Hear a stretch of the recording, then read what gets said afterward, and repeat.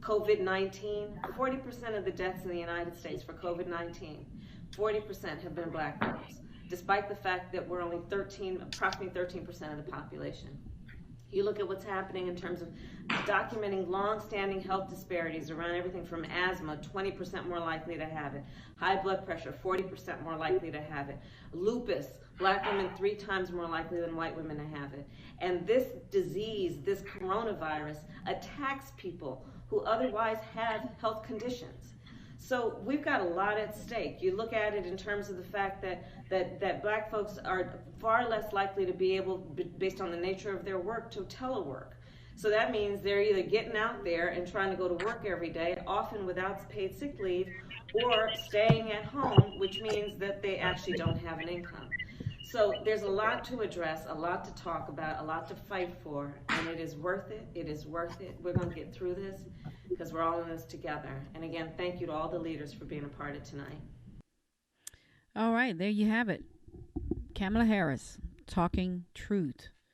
As you saw in my last video, let me introduce myself. I'm Jewel. Welcome to my channel. This is the second video of my series regarding what is happening in the current state of the black-owned businesses and the community in regards to what is happening with this pandemic that is going on and how it is affecting the black community in some very devastating and disturbing ways.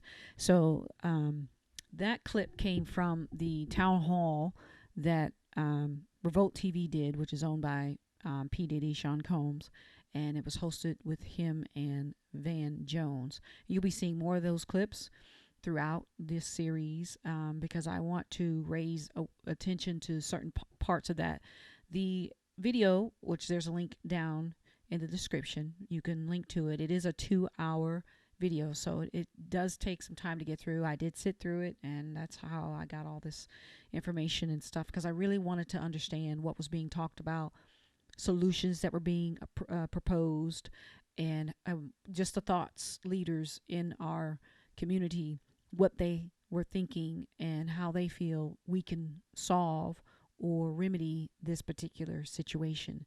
So much of the cause of the issues, in my opinion, is the fact that black people are not in a financial position to sit at home. So whether it's because they have small businesses and they cannot afford to abandon the day-to-day businesses needs, or whether it's because they have excessive financial obligations that prevent them from staying in the home.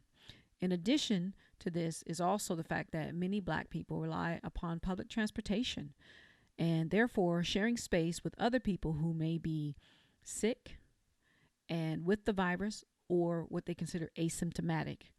Either way, this creates a situation where more infections are mentioned. So I want to bring up this particular chart right here, or it's really not a chart. It's by WebMD, but it highlights why 7 deadly diseases strike blacks the most. And some of the issues that I want to point out here is like the fighting back means genetic research. It means changing the system for testing new drugs. It means involving health education. It means overcoming disparities in healthcare. It means investment target in health of black Americans. So here are I want to read off some of these statistics to you. Diabetes is 60% more common in black Americans. 2.5% black Americans are 2.5 times more likely to suffer a limb amputation and up to 5.6 times more likely to suffer kidney disease. And if you live in a predominantly black community, even if you don't live in a predominantly black community, you probably see that have popped up all over various cities, dialysis. And dialysis is about basically people's kidneys who have failed need to go to dialysis. And that process is very lengthy. I've heard people talk about it, and it's not anything glamorous, when they basically have to remove fluids from your body and then pump them back in because your kidneys can no longer do what they need to do. So let's see, African Americans are 3 times more likely to die of asthma. And with this particular disease or virus. I don't know. They're calling it a disease, virus. It's interchangeable. But with this particular virus, it attacks your lungs, as you've seen in many of the videos, I'm sure from the CDC, from your local news channel. But there's ever so many people talking about how this particular virus impacts your lungs. So if you have asthma, you're at risk. Deaths from lung scarring are 16 times more common in blacks. And I wanted to point out this particular word, sarcoidosis, basically relates to when your lungs develop scar tissue. And before I don't want to misquote anything, so let me just pause. Okay, so I wanted to bring this particular definition up. Basically, I was curious about this particular word, sarcoidosis, which is an inflammatory disease in which granulomas or clumps of inflammatory cells form in various organs. This causes organ inflammation. Sarcoidosis may be triggered by your body's immune system responding to foreign substances such as viruses, bacteria, or chemicals. That is basically this virus in a nutshell.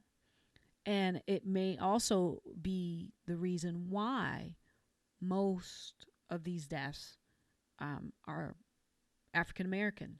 Because if we are 16 more times likely to die from deaths from lung scarring, and this particular disease attacks the lungs, I mean, two and two together. But the question is, how do you prevent the spread? How do you change the behavior of the people to stop the spread is also another question. And, you know, I'm fascinated by the fact that despite the lower tobacco exposure, black men are 50% more likely than white men to get lung cancer. I mean, this information is basically mind-boggling to me. I mean, it's, you know, so a question is why. Some of it's genetic, environmental, socioeconomic status, racism. These are some of the things that contribute to the overall picture. And until these things are addressed, until these things are tackled from a legislative point of view, from your local government all the way up to the federal government, this type of health issues will continue to ravage and take the population of the black community into situations of death. And we definitely want to stop all that. I mean, you know, another clip I want you to hear is from Al Sharpton. He was also on the show last night, and just want you to take a look at this. Let's first understand that the coronavirus pandemic did not start the health in disparities. It put a light on the health disparities. It's like whatever room you're in that was in the dark and somebody comes and cuts the light switch on, the coronavirus pandemic put the light on what was already there. We in the black community were always number one in all of the health disparities that made us the candidates for getting the coronavirus. We were number one in heart ailments, we were number one in asthma, we were number one in hypertension, number one in obesity. All of that because we get the worst health care in terms of how services are rendered, in terms of how we are impacted in our environment, and in terms of institutional neglect. So it didn't start with the coronavirus pandemic, it really illuminated it. And the ugly part about this, Diddy and Van, is that they started by saying black folks are not going to get coronavirus. Now we're seeing we double and triple to everybody else. So you still have so many of us running around talking about we're not going to get it, and we're the ones that are getting it even more. I wanted to let that roll out a little bit more because a lot of people I know personally said those words. I remember when the black actor and came on Twitter, and Idris, I believe his name is Idris, but he stated that he had gotten tested and found out that he was positive, and his wife was behind him, and she wound up also becoming being tested, and she also was positive. Yet he never showed any symptoms. He was asymptomatic. But I remember going to work and having a conversation with a coworker, and the first thing that came out of his mouth was, "Oh, black people don't get it." And I said, "That's not true. You obviously haven't seen so and so make post." And it was interesting that he even thought that we were immune to such a virus. And so I wanted to definitely let that clip be heard, because as you see, and later on in this clip, Sean Combs confesses he too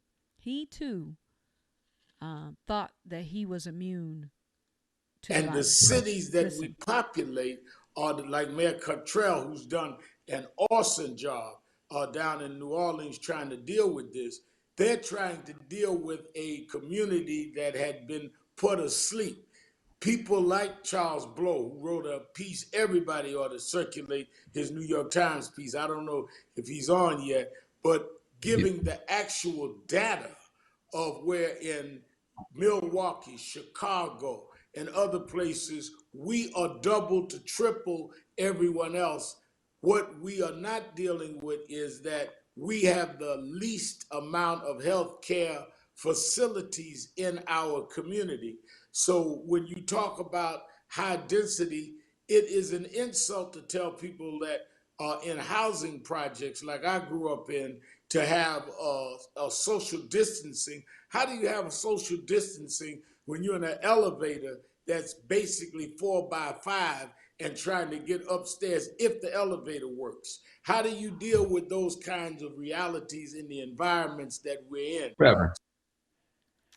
Exactly. How do you deal with the type of social distancing that is needed in the environments that most black people live in? The projects, tight housing situations, a lot of African American communities, as well as communities of color, being Hispanic, also live amongst each other. You know, there could be 2 to 3 families in one household. And if they're relying upon public transportation, as I said before, previously, how do they know that they are not getting infected when they get on that bus or the subway train to get to their jobs? And if they're not in a financially stable situation, they may fear staying at home, or they just might not have the option. Okay. Now, granted, a lot of companies have shut down, such as your restaurants, or laid off people that are not of critical or necessary. But like myself, I'm a truck driver. It's necessary for me to be out there to deliver supplies. So someone who works in my warehouse, who takes public transportation to work, that person may be getting exposed every time they get on the bus. And if they live in an environment where they're living with multiple people who also ride the bus to different destinations, to different warehouses, they too are putting themselves at risk. And when they walk into that warehouse, they have the potential to infect everyone within that facility. And so, these are the things that definitely need to be addressed in regard to what is happening. So this last clip that I want you to hear is a conversation between Brian Lear on his podcast, the Daily Politics Podcast, a podcast I listen to, and he is having a conversation with Erwin Redliner, and they are speaking about some of the issues that you just heard Al Sharpton speak on, but just in a different voice. So I just want to share that with you. Let me pull this up here and take a listen. And I do hope we get into the question of why some populations are more susceptible and getting more illness than others, because that's all important too. Well, we can go there right now. If you want to do that, we can do that part now.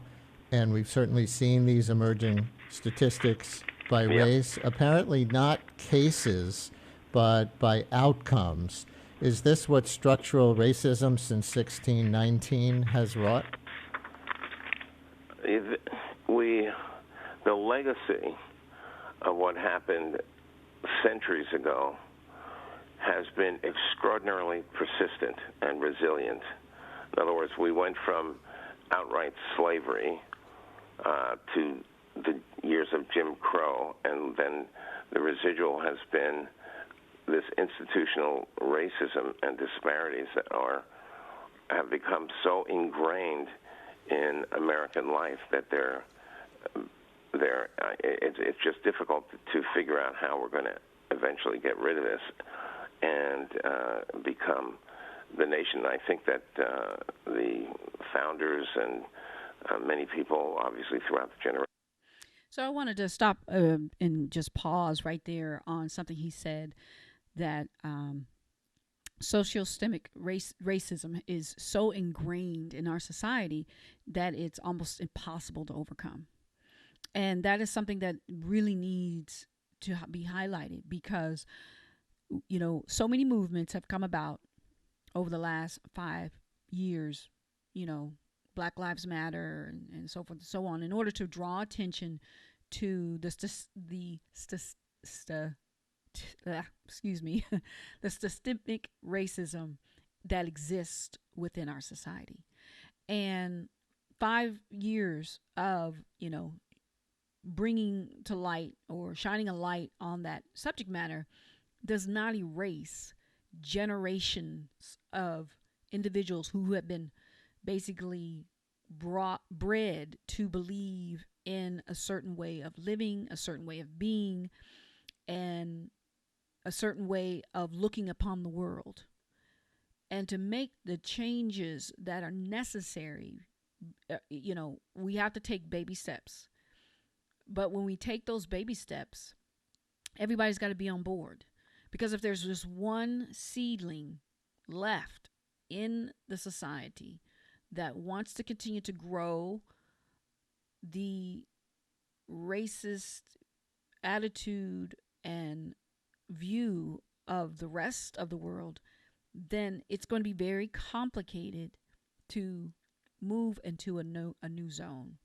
And we see with our current presidential administration what happens when someone who has a mentality such as they do, how others who have been basically hiding in the zones and between the cracks and crannies of the world will come out and raise their hands and say, yep, me too.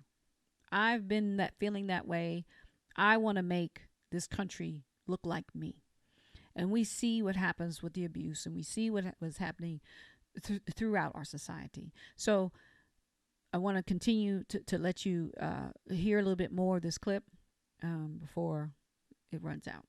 And throughout the centuries have wanted us to be, but we're not there yet. And then when we have a situation like this that affects everybody, but affects some people disproportionately, we have to really look at ourselves and try to figure out how we're going to try to go from here and fix a lot of things, including how we work with other countries internationally, but especially looking internally at ourselves and, you know, ask the question, is this what we want to be? And so people have asked me, and I've been thinking about, what is it about the institutional racism, or whatever, however you want to define it, that has kept minority populations and people of color at risk for so many things, including, poor education, greater incarceration rates, and so on. But in thinking about it in terms of a pandemic, so it goes like this in my mind. So if the prescription is you have to stay home, you have to isolate, you have to shelter in place. So for some people, I'm presuming you and I, for example, we can stay home. I'm not worried about my income. Columbia University will continue my salary. And that is just not the case for everybody. So people with lower paying jobs, with much less job security, need that paycheck, literally every week to pay the rent, buy food, and so on. So when the general rule or guideline comes out and says you got to stay home, if there's not a remedy for that in terms of making up for those salaries that are lost, people are in trouble that really goes beyond the kinds of things that Right. You and I may be worried And about. not even just salaries, but Yeah. the savage inequality of the risks that the grocery store employees, healthcare workers, Exactly. obviously, police and fire and sanitation department employees, Yeah. building workers, and others are being asked to go to work. How do you even grapple with the ethics of that as a medical person and disaster preparedness person? And in the All right. So the conversation is very in depth and touches on a lot of things. If you're interested in it, I will have a link to the show down at the bottom, but it is episode number 48 titled "This is Not the Week to Go Shopping." And that's from Brian Lear at WNYC Studios. And this is a segment of his show that he does on WNYC radio. But, I'm hearing a repetitive issue coming up that African Americans got to go to work because they're not financially situated to handle the economic downturn, to pay the rent, to put food on the table, to pay the bills. There's something within that culture that they feel they won't get a pass. They won't get the opportunity to sit at home and wait for the stimulus check before their landlord begins to try and evict them or harass them in a way which will frustrate them that they just leave.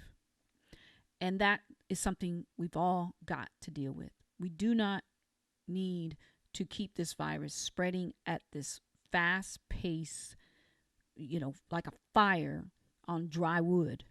We've got to slow it down. In order to do that, we've got to get people educated.